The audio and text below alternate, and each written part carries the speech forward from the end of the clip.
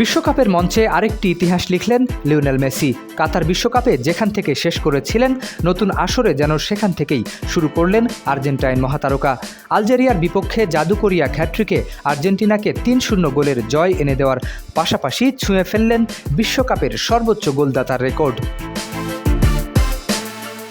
ম্যাচের শুরু থেকেই আর্জেন্টিনার আক্রমণের কেন্দ্রবিন্দু ছিলেন মেসি। পঞ্চম মিনিটেই বল জালে পাঠিয়েছিলেন তিনি, কিন্তু অফসাইডের কারণে গোলটি বাতিল হয়ে যায়। তাতে অবশ্য থামেননি আর্জেন্টাইন অধিনায়ক। ১৭ মিনিটে রদ্রিগো দি পলের কাছ থেকে বল পেয়ে প্রায় ২৫ গজ দূর থেকে দুর্দান্ত এক শটে গোল করেন তিনি। আর সেই গোলেই এগিয়ে থেকে বিরতিতে যায় বর্তমান বিশ্ব চ্যাম্পিয়নরা।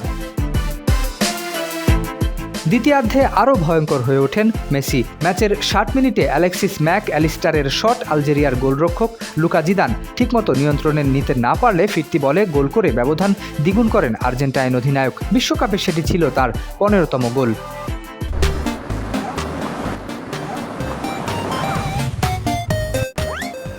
এরপরও একের পর এক আক্রমণে ব্যস্ত ছিলেন মেসি।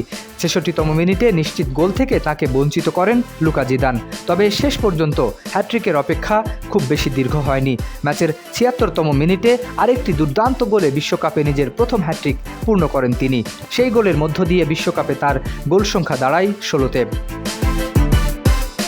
এই হ্যাট্রিকের সুবাদে বিশ্বকাপের ইতিহাসে সর্বোচ্চ গোলদাতার তালিকায় জার্মান কিংবদন্তি মিরোস্লাভ ক্লোসাকে ছুঁয়ে ফেলেছেন মেসি। ক্লোসারও বিশ্বকাপে গোল ছিল ১৬টি। ফলে এখন যৌথভাবে শীর্ষে অবস্থান করছেন আর্জেন্টাইন অধিনায়ক।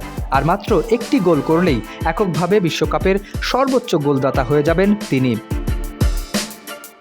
শুধু রেকর্ড নয়, মাঠের খেলাতেও নিজেদের শ্রেষ্ঠত্ব দেখিয়েছে আর্জেন্টিনা।